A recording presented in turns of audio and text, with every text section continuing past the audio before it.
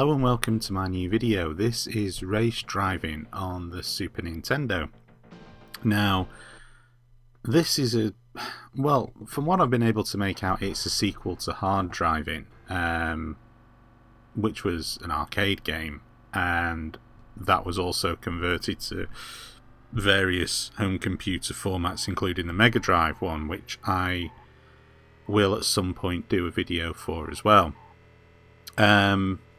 I don't know an awful lot about this game, to be perfectly honest, aside from the fact that it does obviously try to imitate the arcade / Mega Drive other versions of the game, and it also has some additional tracks and cars as well, which I'm assuming is all part of the sequel. As I say, I don't know an awful lot about this game. I never played it before now. I'd played Hard Driving before, but I'd never played this one.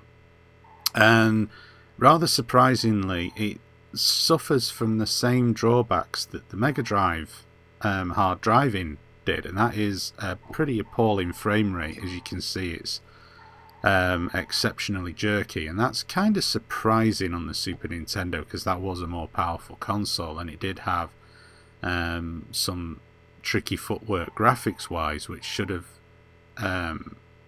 enabled the game to be a bit more smoother. I mean, it's kind of strange. In some places it is smooth, but the moment anything sort of complex in the environment comes on the screen, it starts to stutter. And in many respects, I will say I do actually prefer the Mega Drive version, even though there's not as much on there as there is on this one.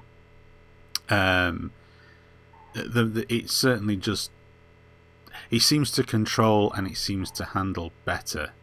The controls are pretty awful on this. The responsiveness isn't particularly great, and quite often the car just seems to do whatever it wants to do. It's probably me being utterly crap. But it is kind of a joyless experience, which is kind of strange because despite the Mega Drive having sort of similar technical flaws in its version in Hard Driving, I did seem to get more enjoyment out of it than I did this version, which is a shame because I do like the concept of it. I do actually like, I mean, I loved playing Hard Driving in the arcades, and I don't know whether this ever was released in the arcades or not. I mean, from all I can make out is it was listed as a sequel to Hard Driving, but then there's a Hard Driving 2 and so on, so I don't really know how it fits in with it all. I'm sure there's people out there that know more about this than I do. But yeah, it's kind of strange coming from modern day racing games. If you for example came from playing something like, I don't know, Forza Horizon, well, really any relatively recent racing game on a console, probably from the PlayStation onwards, seeing a game like this it just looks so primitive, but it's not just in the looks, it's in the overall gameplay. I mean, there's actually so very, very little to this game, and when people moan about the longevity of modern day games,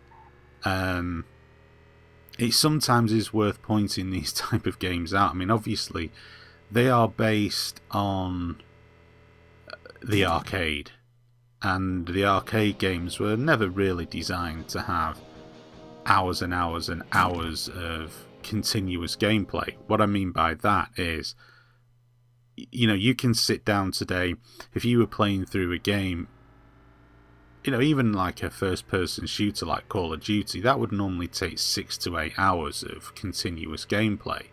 That is not repeatedly going over the same bit or starting again from the beginning. And in arcade games, that just never was the reason for their existence. The reason for their existence was to make money and provide a bite-sized piece of entertainment based on the money that you put in. I mean, obviously, if the better you are at a game, the more value you're going to get from it.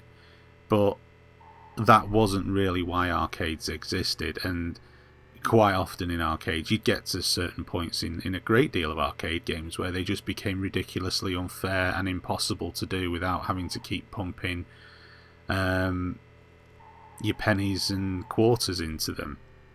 So there isn't really a huge amount of gameplay here. You're just essentially driving around this track, well, attempting to drive around this track, get through the checkpoints and dodge other vehicles, cows, buildings, and in the case of this section, which is the stunt track, actually negotiate the stunts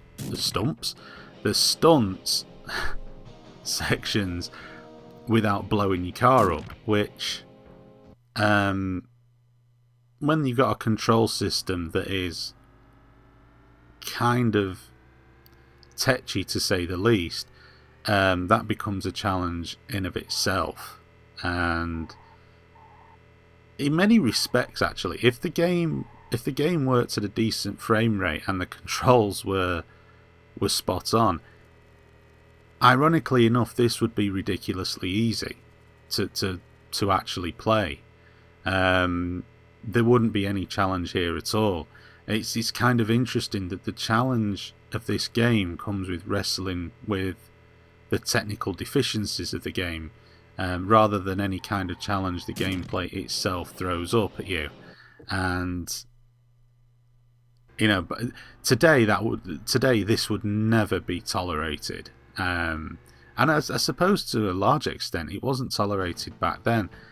I know that these games weren't particularly well received by gamers. I really don't know what the review scores were, but I most certainly know that in looking around at other videos of these on YouTube and stuff like that, a lot of the comments from people who played these games at the time was fairly negative. But I still, not so much this version, but certainly the Mega Drive version, I still get some enjoyment out of playing it. I don't know what that says for me as a gamer.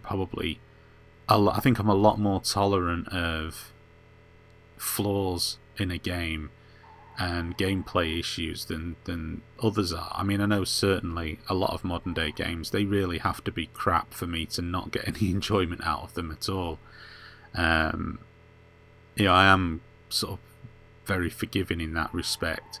But yeah, I mean, I don't foresee myself spending too much time playing this game, just simply because even as a retro gaming fan, it's difficult to sit there and play a game that really offers very little when I can pop in a modern day racing game and have a far better and far more enjoyable racing experience.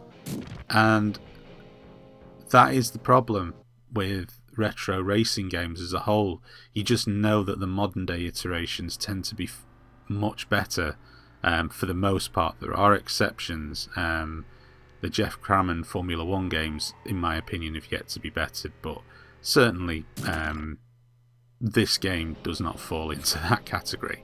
So anyway, that's it for this video. Thank you for watching, and please stay tuned to my channel for more videos to come.